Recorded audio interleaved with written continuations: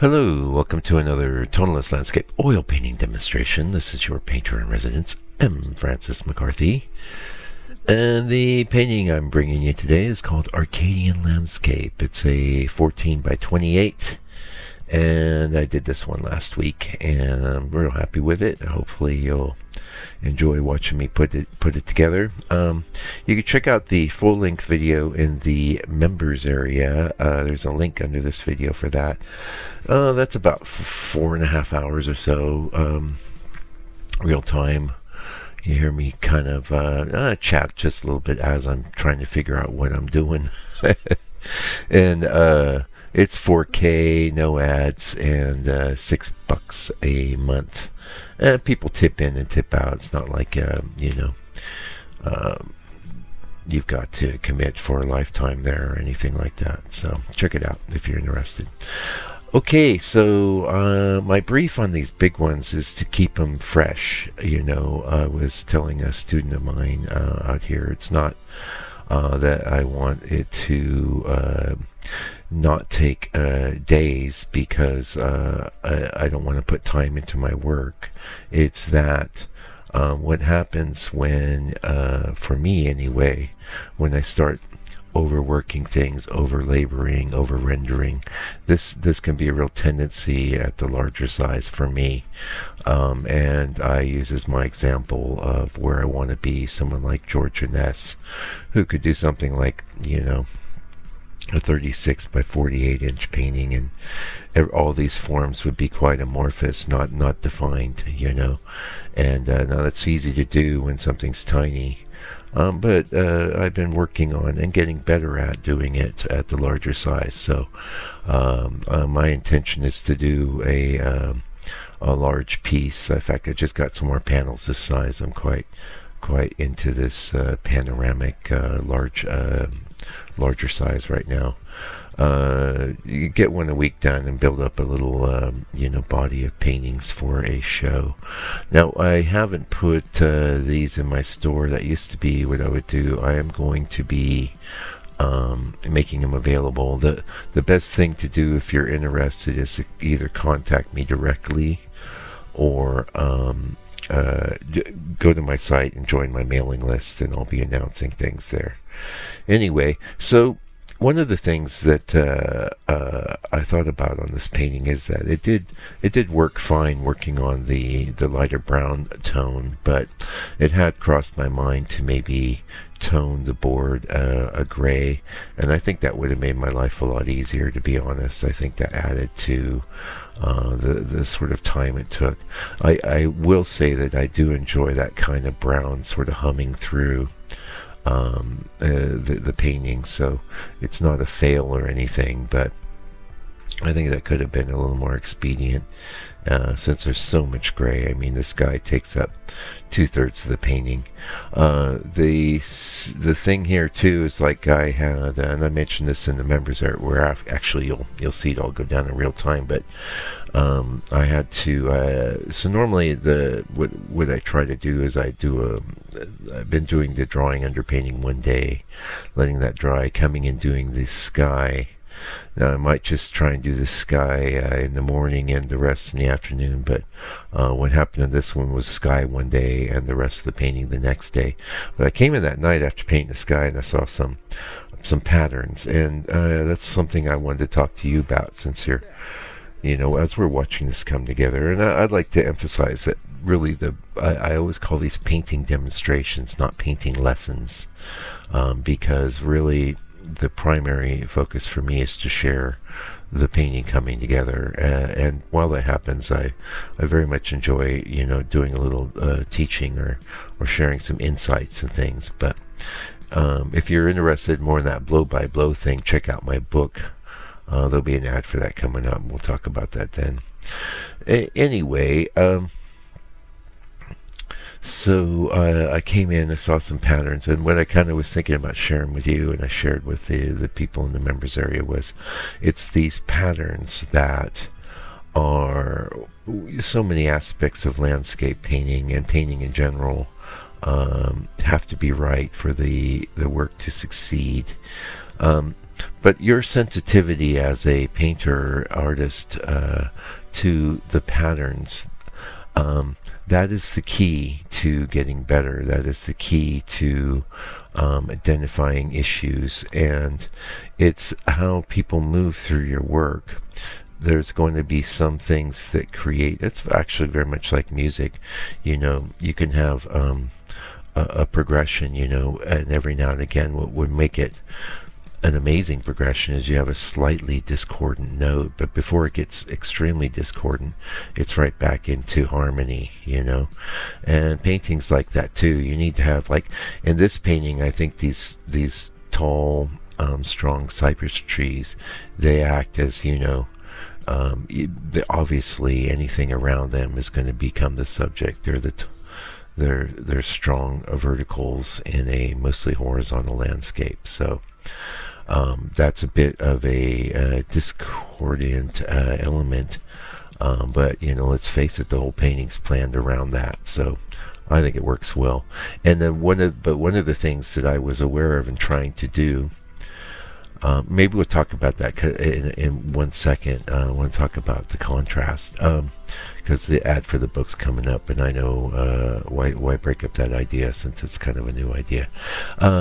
The book has been doing really well. We sold a couple this last week, and I'm just thrilled that it's getting out all over the world. I'm pretty close to every state in the United States, and I think because I'm an English speaker and this is an English-speaking channel, I think that's one of my main places that my videos are being watched and stuff. And but I've shipped them all over the world. Singapore, El Salvador, you name it. I would love to be getting into, I think there's maybe an African country, and I'm not sure. Anyway, the book contains like a lot more, instead of me just kind of rambling, obviously, it's contextual and designed to help you in a more focused way. So check that out. $60 US, includes international shipping, which not that cheap these days from where I live, and which is New Zealand. Yeah. So just talking about these strong shapes, okay, and one of the things, if you've looked at my paintings, is I'm not a guy that's afraid of intense contrast. I'm not afraid to go 100% black in my work, but in this painting I definitely felt that would be a bad thing. Now I did paint this scene smaller and not as panoramic. You could find that video, I believe it's called Countryside After the Rain or something like that. It's about 6-7 months ago, and was very happy with that. And that's one of the things that sort of excites me about working larger, is that I can revisit scenes and motifs that I really think came out well, and paint them larger. And but I personally haven't gone and checked out that video, and that's another tip I'd give you if you're, I don't know, maybe you're different than me, but I don't want to. So while I was painting this, like some people might have had up an image of the last painting, I just had my reference. I really don't mind too much what the last painting looked like. After a period of time, I think I briefly glanced at it while trying to identify the name so I could reference it for you. I'm totally fine with you going and checking it out and seeing what he did different.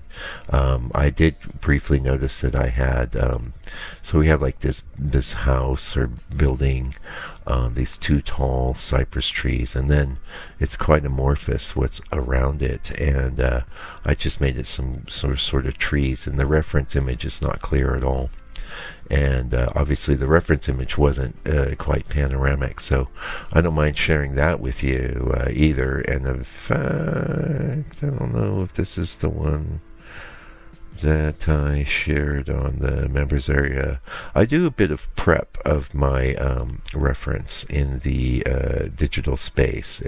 I use Photoshop. I'm an old guy, and I've been in Photoshop for 25 years or longer, so I don't really have much of a choice. But there are other programs, but one of the newest features in Photoshop is something called generative fill, and it's brilliant for things like extending a scene. I used it here, and it just basically gave me a few extra trees. I used it in the last one in the reference as well, and I'm very, very happy with it. Now, I'm not a slave to my reference. As a matter of fact, one of the main things I changed, that's the other thing I would point out, in the members area, you have access to the reference image. I show that at the beginning, and we talk about it. One of the main things that I changed from the reference was we have this, like, it's hard to say what it is. It could be, it's not quite a stream. It could even be, you know, a pond or some sort of water on the bottom. It doesn't even really matter to me, but that was just a little sliver in the reference, and I decided to make it quite a bit larger in size, mostly because I think it helps balance the sky. And there's a lot of this is a scene with most of the actual features aren't taking up a lot of space. We have this trees, we have that little house, we have the balancing, and I think it's very essential. We can maybe talk about that before we tune out here. This on our right in the middle, you can see that clump of trees. That's so critical, because without that, the piece wouldn't be sufficiently balanced. Now, I made that a bit more prominent than in the reference either. I just felt that it needed a certain amount of weight to balance the strength of those forms. And then getting back into the contrast, so I held well back from any sort of super dark. So there are times where the light could be shining on the board, and it's hard to tell exactly how strong in contrast things are. But in this case, it's all held well back. And in my mind, even though this is a bit of a, obviously there's a light on in the window, it's either very early in the morning or it's getting close to twilight. Was a quality I wanted, a sort of haziness, and that too was taking. I took a lot from Ines on this painting, I have to say. I don't think you look at it and think Ines, but the way I handled the edges, the way I think he's really informed, and purposely so. You'll see, you know, dozens and dozens of studies after George. But the way he can scale up and keep things soft and sort of magical looking, that really appeals to me. And so I am thinking of him and his edges and things as I'm scaling up. So we're getting pretty close to the end of this video. Thanks so much for joining me. I really appreciate you coming around. There's lots of ways to support this channel and my art practice if you have the means. One thing that doesn't cost anything is to leave a comment, and I'm always very gratified to hear from you. So don't hesitate to do that. But also, if you have any financial means, you can donate on my site. There is still some fragmentary store kind of up there. You can buy a painting, or you can actually do a donation here on YouTube, or buy the book, or become a member, or just keep watching. Anyway, until I come back with another video for your edification and enjoyment, do me a favor, do me a solid. Take good care of yourself, your family, all your loved ones. Stay out of trouble, and God bless you and your family.